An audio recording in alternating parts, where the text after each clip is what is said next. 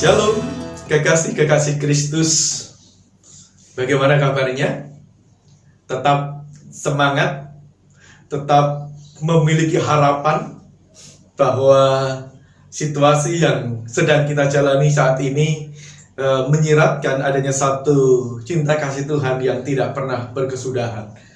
Sehingga kita bisa dengan maksimal menjadi pribadi-pribadi yang bijaksana untuk menghadapi hari ini, supaya kita bisa mencapai harapan yang baik di masa yang akan datang. Nah, kita coba kembali dalam agenda ngopeni iman GKI sepanjang. Hari ini, mari kita bersama-sama menyiapkan hati kita. Kita akan memulai ngopeni iman pada saat ini dengan bersama-sama kita hening sejenak. Bapa dalam surga, kami bersyukur kami tetap boleh merasakan cinta kasih dan kemurahan Tuhan. Bila melalui media online pada saat ini kami tetap bisa bersama-sama menjaga hati kami, menjaga iman percaya kami, sehingga kami tetap kuat di dalam Tuhan. Bimbing dan sertai kami ya Bapa, di dalam perenungan kami akan sabda-Mu dari awal hingga akhirnya. Demi nama Tuhan Yesus Kristus, kami berdoa. Amin. Bapak, Ibu, dan saudara-saudara sekalian yang dikasihi oleh Tuhan, beberapa waktu yang lalu saya beroleh sebuah kesempatan untuk melihat adanya satu harapan yang sangat kuat. Adanya satu optimisme yang betul-betul semakin menguat begitu.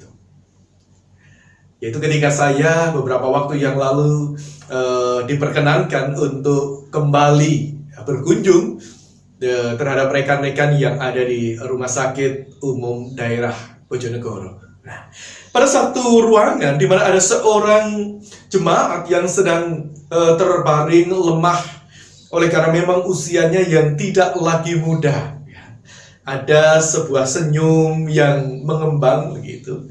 Ada sebuah sapaan yang cukup hangat. Tentu itu terjadi dalam suasana yang sebenarnya juga mengharukan begitu.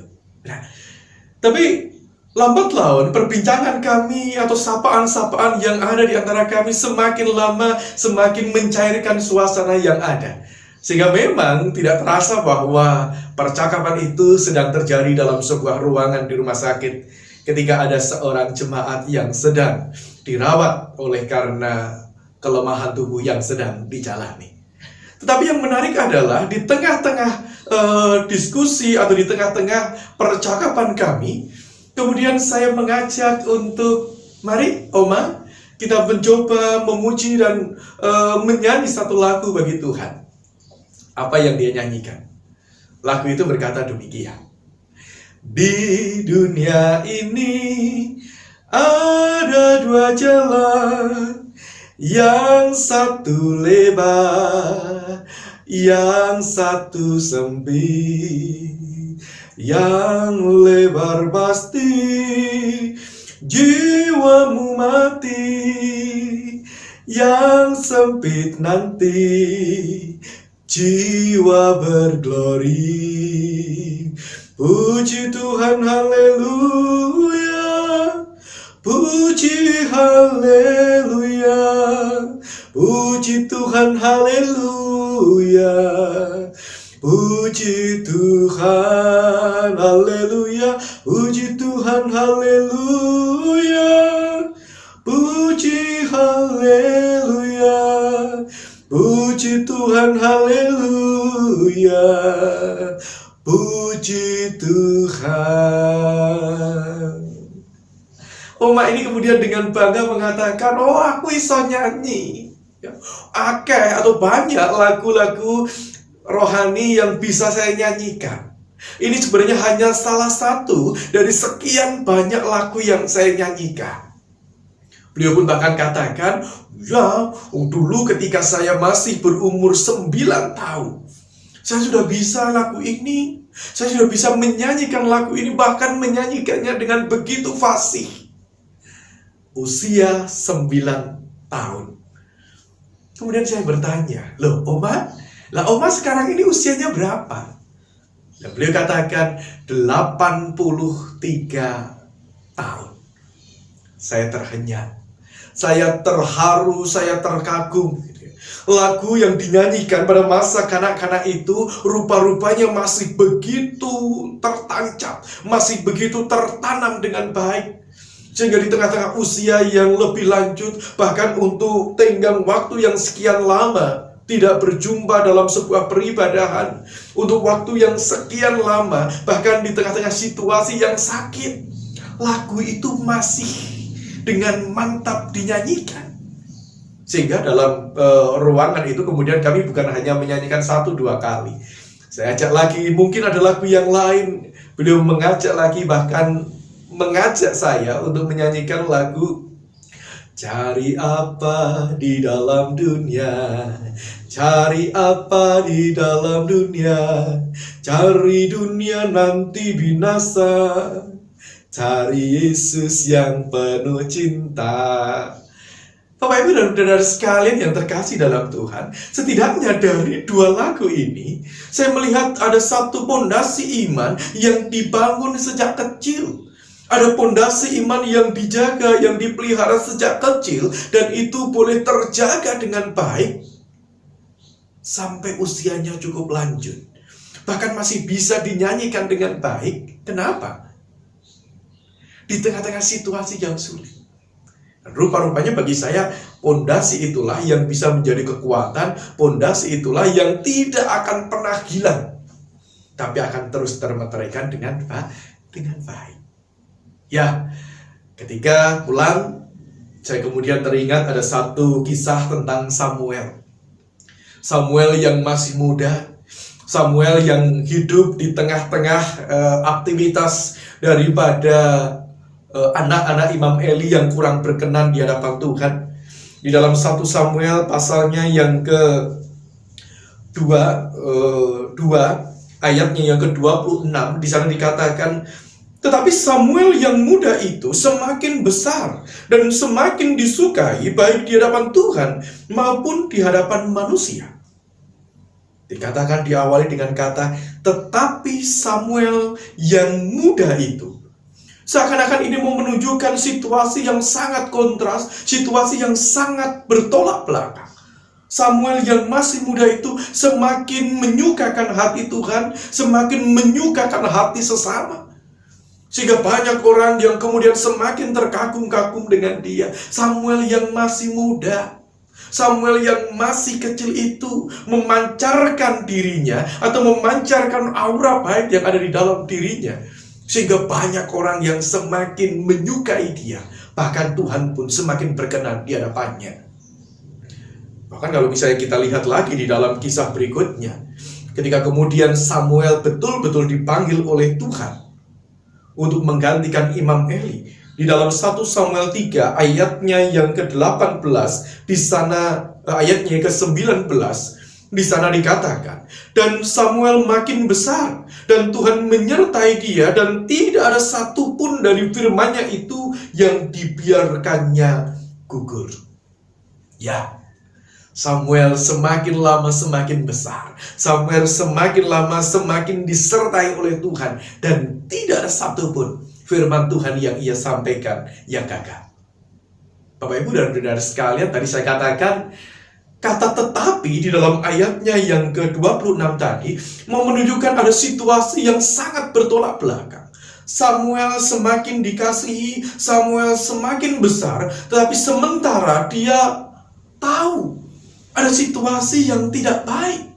Ia tumbuh, ia juga besar di tengah-tengah situasi yang ada di sekitarnya yang tidak berkenan di hadapan Tuhan. Ketika ia harus tinggal bersama-sama dengan anak-anak Imam Eli yang dikenal sebagai pribadi yang 1 Samuel 2 ayat 12, adapun anak-anak Eli adalah orang-orang dursila, mereka tidak mengindahkan Tuhan. Terus kemudian di dalam ayatnya yang ke-17, dengan demikian sangat besarlah dosa kedua orang muda itu di hadapan Tuhan, sebab mereka memandang rendah kurban untuk Tuhan. Apakah Imam Eli diam? Tentu tidak. Imam Eli mencoba untuk menegur, Imam Eli mencoba untuk mengingatkan. Tetapi apa yang dilakukan oleh anak-anaknya, Hofni dan Pinehas ini, di dalam ayatnya yang ke-25 bagian B dikatakan, tetapi tidaklah didengarkan mereka perkataan ayahnya itu, sebab Tuhan hendak mematikan mereka. Dinasehati tetapi tidak mau dengar, diperingatkan tetapi tidak mau mengalami pertobatan. Bapak Ibu dan Saudara sekalian yang terkasih di dalam Tuhan, yang mau saya katakan di sini adalah berbicara tentang Samuel yang masih kecil tadi.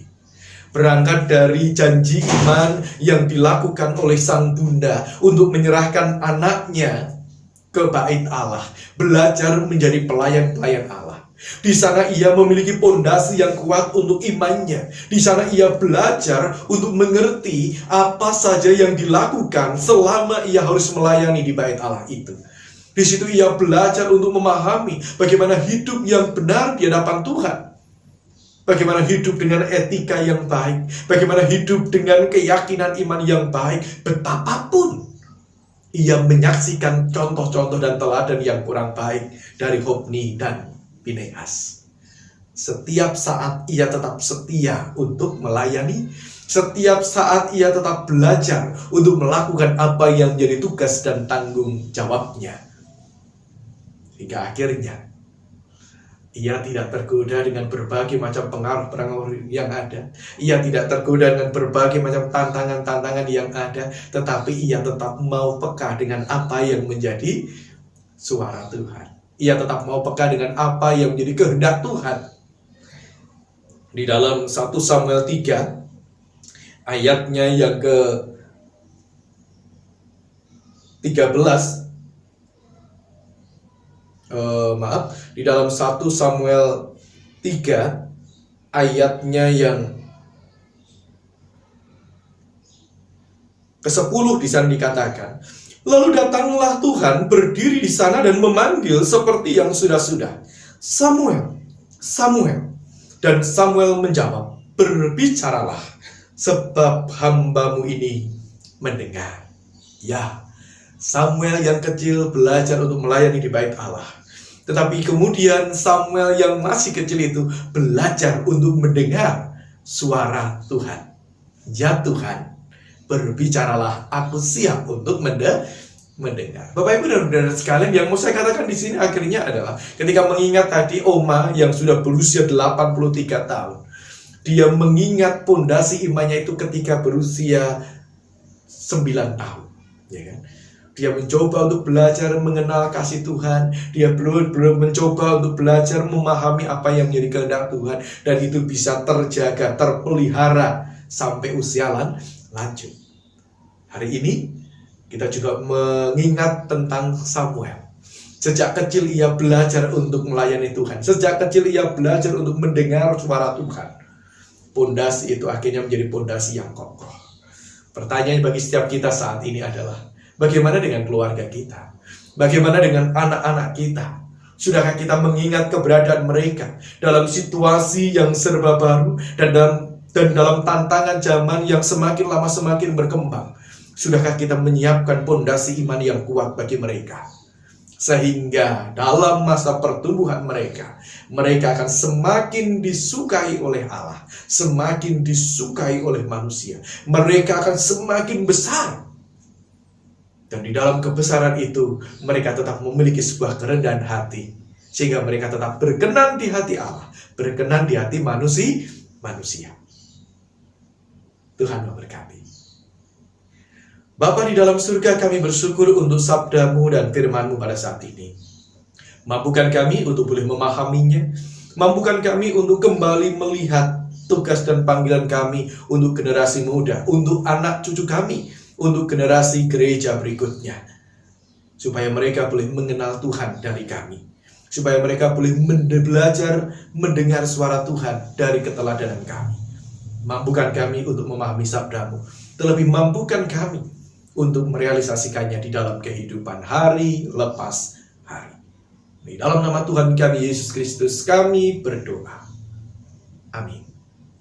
Jemaat sekalian, selamat beraktivitas. Tuhan memberkati.